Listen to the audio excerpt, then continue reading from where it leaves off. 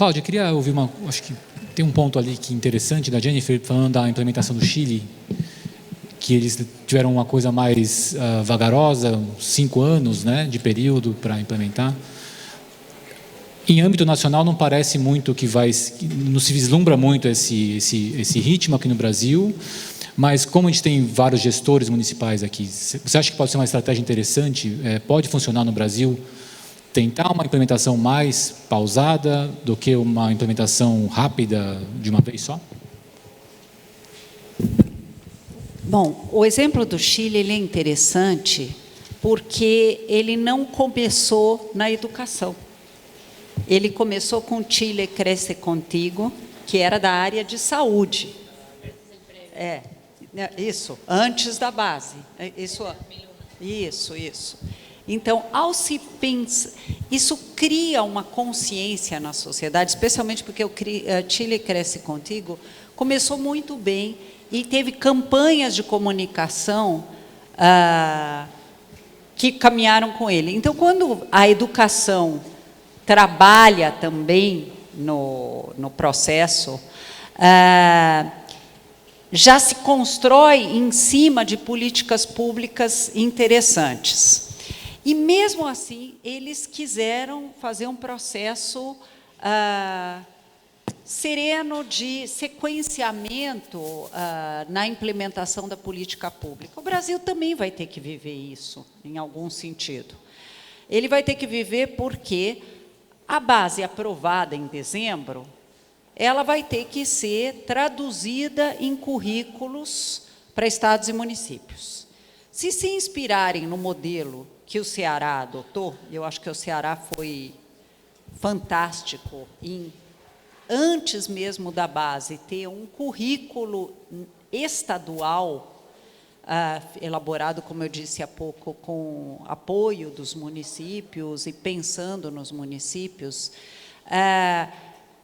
Quem sabe, logo em seguida, os estados vão começar, por regime de colaboração, pensar em currículos estaduais para a parte de educação infantil, e depois isso vai descer para os municípios para ter seus currículos. Isso não vai levar só meses, isso vai levar, acredito eu, que pelo menos 1 ano e meio ou 2 anos. O MEC anunciou, o Ministério da Educação, uma base nacional docente, que também eu acho uma ideia boa. No momento de você criar uma base nacional comum curricular, é o momento por excelência de se pensar se é assim que a gente quer formar professores no Brasil. Como é que nós formamos professores ainda, infelizmente, predominantemente? Com uma ênfase exagerada nos pilares da educação, filosofia da educação, sociologia da educação, história da educação, e muito pouca reflexão sobre a praxis do professor. O que faz um professor em sala de aula? Ainda mais com crianças pequenas, que é uma experiência muito nova para o Brasil. O jardim de infância, nós tínhamos experiência histórica, mas não trabalhar com os mais pequenos. O que é um professor numa sala de creche, com crianças de 1 ano? O que faz um professor? Então, eu acho que não vai ser da noite para o dia que a base vai ser implementada. Eu acho que alguns estados ou alguns municípios vão sair à frente, mas nós vamos levar um tempo para construir isso. E é importante lembrar que a nossa base também se construiu a partir de uma discussão razoavelmente ampla, porque ela não começou agora, nessa atual administração.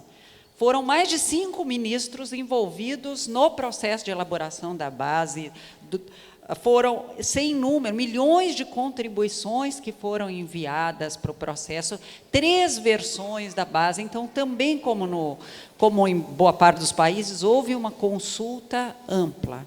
Mesmo com a consulta ampla, o grosso da consulta vai começar agora, na elaboração dos currículos, porque a base são diretrizes, digamos assim. Agora, na hora de fazer os currículos, é que a coisa vai ficar mais clara. Jennifer, algum sistema conseguiu implementar de forma rápida e exitosa sua nova base para o ensino infantil? Los tiempos de implementación eran A muy implementação eram muito variados nos casos em que estivemos investigando, pesquisando, porque também não é tão claro delimitar quando começa a implementação e quando termina. Eu digo, 5 anos é o processo total em Chile, pelo menos até quando começa a se pensar e essa base já foi deixada de implementar e querem começar outra, não é? E querem fazer uma revisão. Mas eu acho que tem uma grande diferença entre esses países que têm grandes disparidades territoriais e diferenças regionais, porque é lá que tem um processo de recontextualização dos territórios que você não pode pular por cima e implica mais tempo isso. E em países grandes e diversos, como a Argentina, como o Brasil, como Chile, é mais pequeno, mas também tem essa questão do norte, o sul, o centro, bem demarcados, as paridades nesse sentido, as comunidades longe dos grandes centros da metrópolis, com esse processo de instrumentação e necessariamente implementar mais tempo e mais recursos, certo? Diversas perguntas, tem uma muito boa aqui da Beatriz. Do ponto de vista dos municípios, quais são os maiores desafios para a implementação da base? E quais estratégias seriam mais eficazes para essa implementação? Para a Cláudia e para a Jennifer, talvez pensando em alguns governos locais, né? Quais foram os principais desafios? Bom, Beatriz, nós temos uma diversidade de municípios. E municípios muito pequenininhos e municípios grandes. Existem municípios, por exemplo, que medido em escolas, não necessariamente em creches, muitos municípios têm só uma escola ou 2 escolas. Então, se eu fizer uma proxy disso para creches, talvez 3 creches, eventualmente 3 classes de pré-escola. Então, esses municípios, por conta, apesar da aparente facilidade, eles têm uma equipe de secretaria de educação muito diminuta. Normalmente, a Secretaria de Educação já está junto com outras e não chega a ser uma secretaria. Eu acho que, volto a defender a tese dos estados tendo um papel de protagonismo e de articulação nisso, mas os desafios vão ser o fato de que a área rural dos municípios um pouco maiores é uma área dispersa. Ao ser dispersa, você não se coloca a criança muito pequena para ser transportada por horas para chegar até uma creche, para falar da questão específica de creche, porque nós estamos falando da base, ela se aplica majoritariamente para creches e pré-escolas. O desafio da diversidade e em áreas em que há populações indígenas, e aí entra também a diversidade linguística, o desafio de construção de prédios de creche, e, aliás, deixa eu me deter um pouquinho nesse desafio, porque ele é grande e complexo. Você tem que construir prédios de creche perto de onde as pessoas vivem. Diferentemente, por exemplo, de ensino médio, em que um jovem pega um ônibus e vai para o município vizinho, a creche tem que estar onde moram as pessoas. Por outro lado, não dá para fazer uma creche para 800 bebês. Como escolas para idades mais velhas, você pode fazer para muitas crianças. Então, uma creche pode ter, com qualidade, 150, 200 crianças pequenas e bebês, mas que isso fica inadequado. E terceiro, porque, dado o momento que a gente vive, quanto mais creche se construir, mais fila de espera vai ter na creche. Porque há uma demanda represada. A mulher está entrando no mercado de trabalho, há uma demanda represada. Então, se eu construo uma creche, uma série de famílias que não demandariam creche, passam a demandar creche. Por isso que em metrópoles, vários prefeitos têm a sensação que estão enxugando gelo. Constrói a creche, aumenta a fila de espera. Então, fala assim, não, você prometeu zerar a fila de espera e só faz crescer a fila de espera de creche. E aí vem uma saída interessante. Se a gente não consegue atender toda a população que demanda creche, por que não priorizar o cadastro do Bolsa Família? Isso eu já falei na minha apresentação.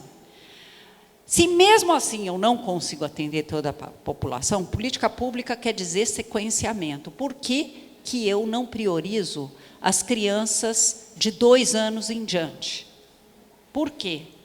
É mais bonitinho inaugurar creche com bercinhos e coisas assim para os bebezinhos. Mas a mãe que tem mais problema com criança pequena é a partir dos 2 anos. Se eu não consigo atender toda a população, não adianta colocar uma criança de 14 dias em creche, como eu encontrei no Rio de Janeiro, prejudicando a formação de vínculo com a mãe, a amamentação e uma série de outros problemas, e não atender os de 2 anos. Então, há que se priorizar faixas etárias até que se possa atender de uma forma organizada a todos os que demandam. E há que haver coragem de dizer os critérios são esses. Enquanto não atendermos todas as crianças do cadastro Bolsa Família de 2 anos e mais, de 2 anos para frente, nós não vamos abrir turmas para ou não vamos abrir novas turmas para 1 ano, ou novas turmas para 6 meses em diante. Receber criança em creche pública com menos de 6 meses, eu acho desaconselhável.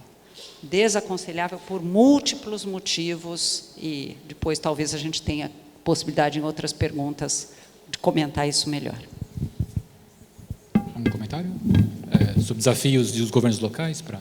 Sí, a ver, una cuestión que conversábamos esta mañana. Conversávamos essa manhã, quando estávamos aqui tomando café.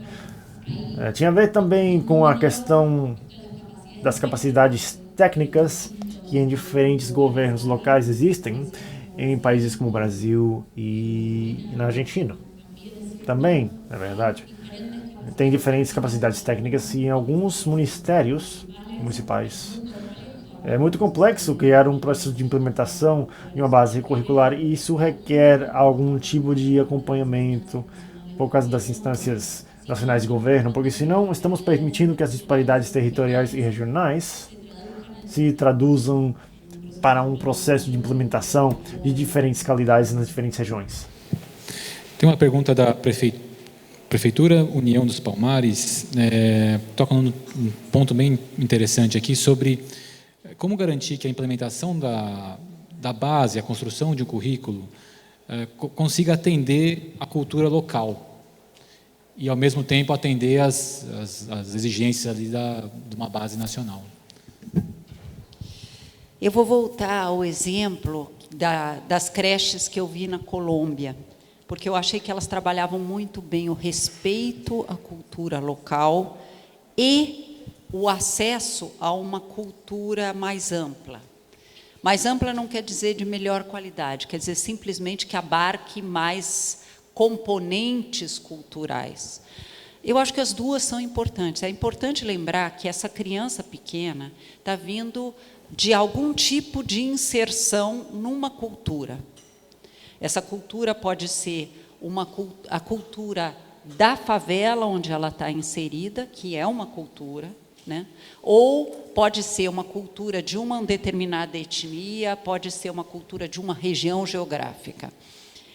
Essa criança, ela é ávida para aprender. A criança pequena, se tem uma idade por excelência para aprendizagem, é a criança pequena. A criança pequena é uma pesquisadora nata, ela quer investigar tudo. E ela vai se apropriar da sua própria cultura e da cultura dos outros. Como que a gente pode fazer na tradução do currículo para que isso seja respeitado? Em primeiro lugar, trabalhando o eu e o outro direito. Eu sou um ser que faz parte de uma cultura. Esse é um outro ser que faz parte de outra cultura. Que bom que nós temos os dois, né? Na própria turma, quando se trabalha uma técnica que se chama de assembleia entre as crianças, em que cada criança pode se colocar do que brincou no fim de semana, ele está se apropriando da sua cultura e do outro. Isso deve estar dentro do currículo. Quando a professora mostra como vivem crianças em diferentes partes do país, com imagens ela também está mostrando diferentes culturas. diferentes brincadeiras, né, que as crianças têm em diferentes partes do Brasil. A base é rica nisso, viu? Não vai ser difícil traduzir para a cultura local. E talvez seja uma boa ideia, no município, na hora de elaborar o currículo, conversar com os mais velhos da cidade sobre como é que eles brincavam, registrar isso, ou trazer os mais velhos para contar para as crianças como eles brincavam, para se apropriar da história do município pela brincadeira, ou documentar e apresentar em cartazes para as crianças os folguedos de outrora, que isso também integra a cultura do município. Sí, por ahí reforzar lo que comentaba Claudia, el juego es A un gran... brincadeira é um grande espaço, uma grande ferramenta para fazer articulação com a cultura local. Tem projetos muito interessantes de montagem de brincadeiras tradicionais das comunidades que permitem ancorar de certo jeito ou ligar o currículo à cultura local. E eu acho que lá, além dos anciões, as mais velhas da comunidade, acho que também é fundamental ter em mente as famílias. São, às vezes, os grandes esquecidos na nossa base curricular, mas acho que se pensarmos que a criação, o ensino, o cuidado são responsabilidade compartilhada, é algo que devemos poder compartilhar e ter consciência com as famílias das crianças com as quais trabalhamos. Agora eu queria perguntar sobre recursos. Queria perguntar né? sobre. A gente está falando de implementação. Se deslumbra aí alguns anos de cinto apertado, só para ser bem polido, né? Como vocês veem a possibilidade de implementar uma base nacional, novos currículos, com recursos tão escassos? Não só escassos, como nós colocamos um teto no quanto por 20 anos, enquanto que eles podem crescer. Lamentável isso, lamentável. Há países que, em momentos de crise fiscal e crise econômica, vou dar o exemplo do Japão no pós-guerra, investiram mais em educação, porque acharam que tinham que formar uma nova geração. Nós erramos em estabelecer um teto. Eu não queria fazer nenhuma manifestação política, mas eu não resisto a fazer quando você me pergunta uma coisa disso. Bom, mas cintos apertados, o que é possível fazer? Eu sempre digo que a gente trabalha nas condições dadas, fazendo o melhor que pode ser feito em cada contexto, né? Então, marinheiro não se queixa do mar, a gente vai navegar em tempos complicados durante um certo tempo. Eu sou otimista em relação ao Brasil, eu acho que a gente vai melhorar. Mas é importante lembrar que os recursos não precisam ser recursos caros. Várias creches no Rio de Janeiro convocavam os pais para fazer brinquedos com material reciclável. Então, pais, inclusive pais voluntários, que se voluntariavam de ir ajudar a preparar os brinquedos. Quando fui à Colômbia, eu vou falar da Colômbia até o fim da vida, porque eu fiquei muito Vai ter estátua só na Colômbia e no Ceará, né? Merecido. Que eles chamavam, os pais faziam parte da opção pela creche, participar no preparo de brinquedos. E crianças pequenas precisam de brinquedos muito simples, que estão disponíveis. São panelas, são bolas, são coisas que a gente tem no dia a dia, pedaços de macarrão, daquele macarrão cru, uma série de coisas que podem ser materiais preparados para os brinquedos das crianças.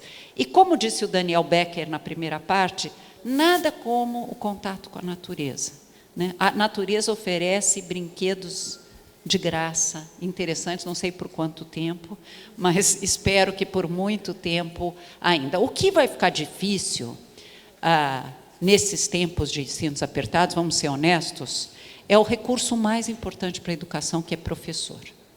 Porque professor precisa ter uma carreira atraente para que a gente atraia cada vez mais talentos para a profissão. E isso é um investimento que vale a pena, por isso que eu fico triste. Com relação a recursos, não é complicado. Com relação a obras de creche, se torna um pouco mais complicado, mas o recurso mais importante, que é professor, nós precisamos de muito mais. Não adianta inaugurar creche se não tiver quem trabalhe com as crianças. Jennifer, algum país fez o milagre da multiplicação? Conseguiu com muito pouquinho? No, Não, enquanto a Cláudia falava, talvez o que eu acho que me ocorreu e poderia complementar tinha a ver com a importância de uma língua clara, uma linguagem clara. É verdade, a questão da carreira profissional dos educadores nós não podemos evitar e eu acho que são chave. Mas, entretanto, é verdade também que ideias claras, intenções claras, é uma linguagem clara que possa ser compreendida por aqueles que vão utilizar essa base como instrumento, vão poupar muito espaço. Posso contribuir?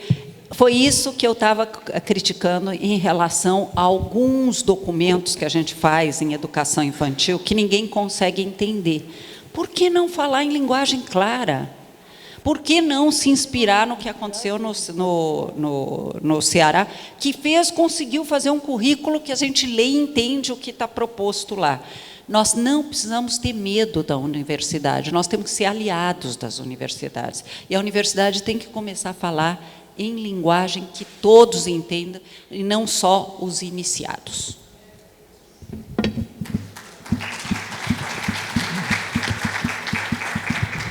A gente tem também perguntas sobre avaliação no ensino infantil. Tem uma pessoa pedindo para a Cláudia saber mais dos desafios que você teve como secretária para implementar e para, enfim, efetivar a avaliação. E queria saber da Jennifer como é que funciona a avaliação em algum país que você acha interessante destacar. Bom, eu acho que qualquer política pública, qualquer currículo, qualquer trabalho que a gente faça com dinheiro público, ainda mais para garantir direitos, tem que ser avaliado. Ele não tem que ser avaliado para punir pessoas, ele tem que ser avaliado para entender onde é que nós estamos falhando, que podemos redirecionar os esforços, como é que nós podemos fazer melhor. Como é que se avalia crianças mais velhas, em outras fases de escolaridade? Você verifica se eles estão aprendendo. Se eles não estão aprendendo, isso significa que eu estou me auto-enganando, né? Às vezes eu saio, né? Existe muita poesia, entre aspas, associada à educação. As crianças saíram muito felizes, mas, afinal de contas, se elas não aprenderem, além de estarem felizes, elas estarão felizes só agora, elas não estão construindo a sua independência como pensadores autônomos, como cidadãos críticos e como partícipes numa sociedade. Com criança pequena, isso é mais complexo. Por outro lado, isso não quer dizer que eu vou avaliar só se a creche tem ambientes adequados, como se o elemento humano na creche não fosse um fator importante. E também não adianta avaliar só os insumos. Quantos professores têm mestrado e doutorado naquela creche? Eles podem ter mestrado, doutorado e não interagirem com as crianças. Às vezes tem pessoas muito simples que interagem com qualidade com crianças que não têm nem graduação. Então, é importante avaliar se essas crianças estão se desenvolvendo bem.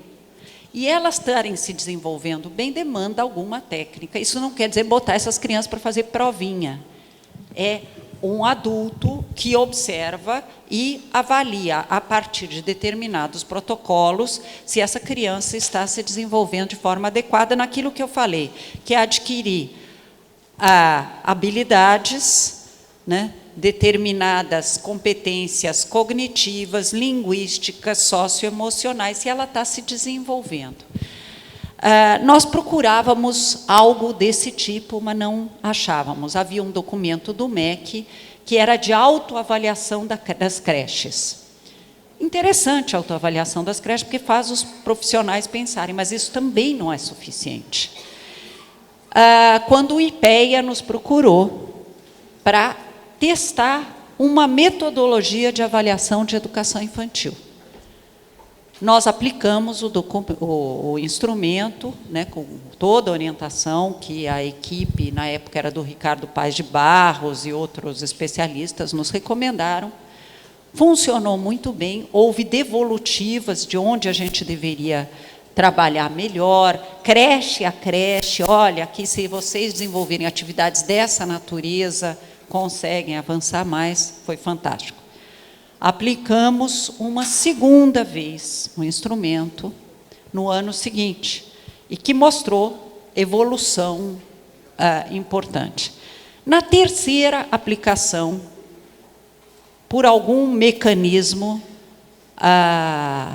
alguns acadêmicos da área de educação descobriram e espalharam que nós estávamos aplicando provas a crianças pequenas.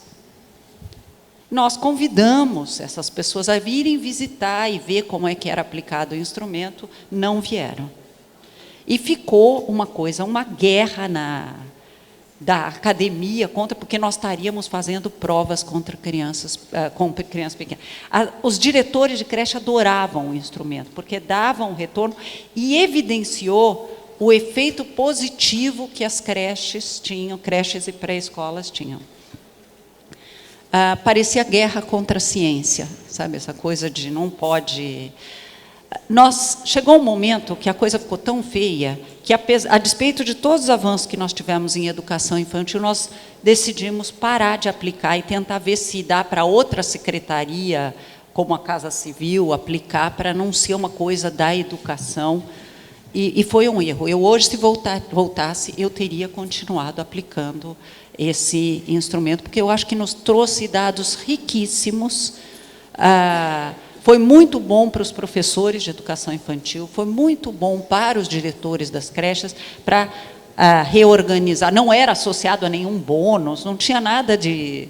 Mas houve uma crítica, eu devo admitir que houve uma crítica importante de alguns setores da educação infantil.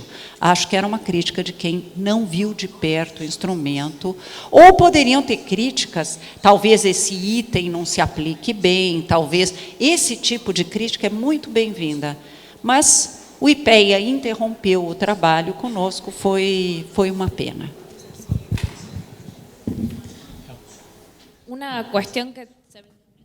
Uma questão duas questões para mencionar sobre a pesquisa que foi feita. Por um lado, a importância de ter diferentes focos de avaliação. Quando você implementa uma base, tem países que focam na avaliação, instituições, outros profissionais e outros com as crianças. Essas são 3 vias complementares que nos oferecem informação sobre esse processo de implementação, e acho que não pode se estar nenhuma das 3, se realmente queremos avaliar esse processo. E o segundo ponto é que, no caso da avaliação, especialmente orientada às crianças e aos profissionais, os instrumentos que elaboremos ali devem se desprender de aquilo que estamos propondo uma prática de criação, ensino e cuidado da nossa base. Ou seja, nós sabemos que o desenvolvimento extracionado, direcionado para nossas práticas nesse sentido, uma verdadeira avaliação disso supõe orientar e criar isso exatamente para medir aquilo que efetivamente estamos propondo fazer. Eu acho que essa articulação é bastante complexa, mas é importante pensar no momento de projetar essa avaliação. Eu acho que Ontário é um bom caso para dar uma olhada. Bom? Acho que foi por uma boa causa, mas então é isso. Obrigado, Cláudia. Obrigado, Jennifer. Espero que vocês tenham gostado. Tchau, tchau.